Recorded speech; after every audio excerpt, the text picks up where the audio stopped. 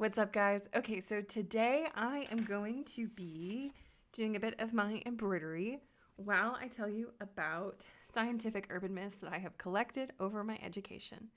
Now, this one is going to be mostly from memory. I'll probably link the articles that I can remember and find in the description. But yeah, we're going in this no sources, straight from the brain.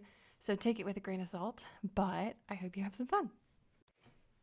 Okay, so our first urban myth that we're going to talk about today is the Iki.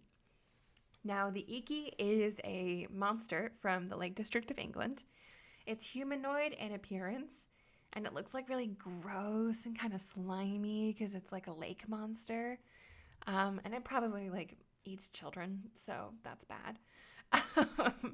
But the cool thing about the Iki is that it's entirely made up, just a whole cloth.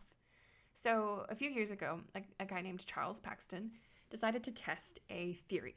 And that theory was that if there's reports of a monster in an area, so let's say Loch Ness is famous for Nessie, and if there's reports of a monster in that area, you're a lot more likely to get sightings of that monster. So Loch Ness, famous for Nessie, instead of just saying that a stick touched my foot while I was swimming in Loch Ness, I'm a lot more likely to say, oh, that was Nessie. So Charles Paxton goes to prove this by coming up with his own monster whole cloth. And he did. He decided to come up with the Iki. He gave it a bit of a background, that it was humanoid, that it was a lake monster, and then he pops that on Wikipedia. And he waits to see what happens. And what eventually did end up happening is that over time, people read the article and they spread it. And over time, the Lake District started saying that they had their own monster. And eventually someone drew the Iki and put it on a t-shirt.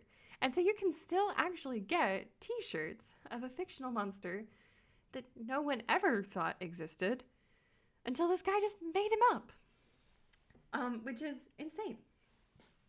So this was really a cryptozoology experiment.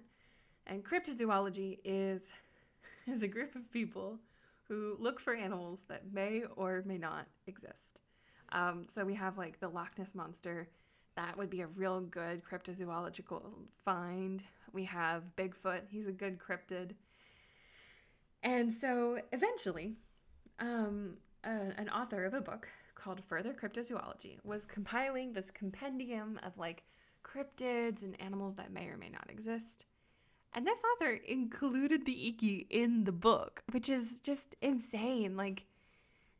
He just found a Wikipedia article and he was like, okay, cool, that's going in my book. Which, yeah, crazy. So cool. So what ended up actually happening with the Iki was that eventually someone realized that the original source to put him up there was completely fake and made up. And they ended up deleting the article. So the guy behind it, Charles Paxton, wrote a whole article about his experience with making up the Iki and the consequences of that. The interesting thing that it does point out, though, is that, like I said, they made a whole book with this guy in him. So eventually, because of that Wikipedia article being there, there's now a book that refers to it, which gives the Wikipedia article a perfectly good source to refer to. And I call this circular citation. I think that might be the real name for it, is when something basically ends up referring to itself because the original source wasn't a good source at all. So you have a cryptid that was never really real, and now you have a book that includes it, but now you're perfectly able to cite that book for the cryptid that was never really real. So that problem of circular citation is also present in our second scientific urban myth, which is actually about spinach. Okay, so you may or may not know this. It's become more and more well-known over the years, but spinach actually is not all that high in iron. It's about as high as any other leafy cruciferous veg. And we still don't know why we have the myth that spinach is so high in iron. So there was an article about it, and I'll link it in the description below. Because many, many years ago, someone stated that the whole myth about spinach being high in iron was due to someone doing the math wrong and literally moving the decimal one place and making spinach seem like it was 10 times higher in iron than it really was. That myth has been published in academic writings since then. So you can kind of follow the myth of the decimal issue throughout the literature. But the issue with that is that there's no source. There's nothing to actually prove that it was because of a decimal issue at all. It could have just as well been they used like dried spinach or something. So that is another issue of circular citation. No one bothered to go and look at the original citation and see if there was ever actually any evidence or any stories or any people that would say that it was a decimal issue. So we ended up getting this myth about a myth. We have a myth about why the whole issue with spinach was there to begin with. And then we also have the more widespread myth of spinach being high in iron. So I thought that was really interesting and bad, actually. Guys, we as academics really need to work on like actually reading our sources. So New Year's resolution.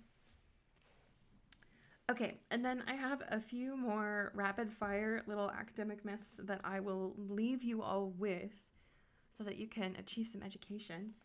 And those are that blood is blue. Blood is not blue. Blood is red. Deoxygenated blood is like a darker red, and oxygenated blood is like a bit of a bright red. But like, yeah, no blood is blue.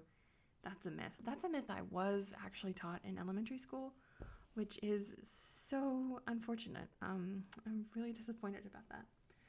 Okay, another one is, and this may or may not be a myth, so hopefully I'm not spreading further disinformation.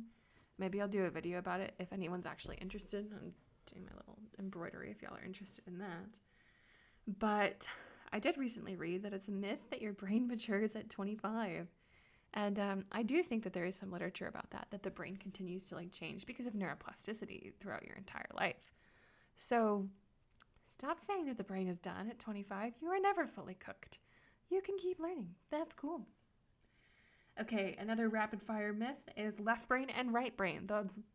You do have a left brain and you do have a right brain, but you cannot be left-brained or right-brained.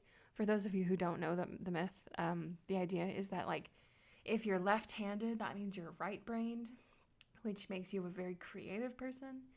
And if you're right-handed, that makes you left-brained, and that makes you like a more rigid and mathematical person. That's not founded on science. That is dumb. So I hope that now you know that. Another one that is brain-based is that you only use 10 to 20% of your brain. You use your entire brain. I mean, maybe you don't, but most people do. No, actually, if you're watching this, you are smart. You do use your entire brain.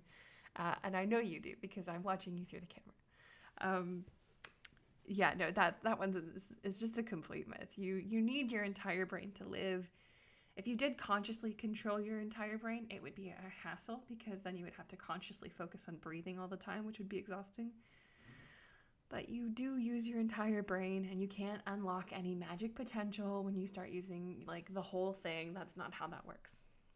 So I hope that was informative and interesting.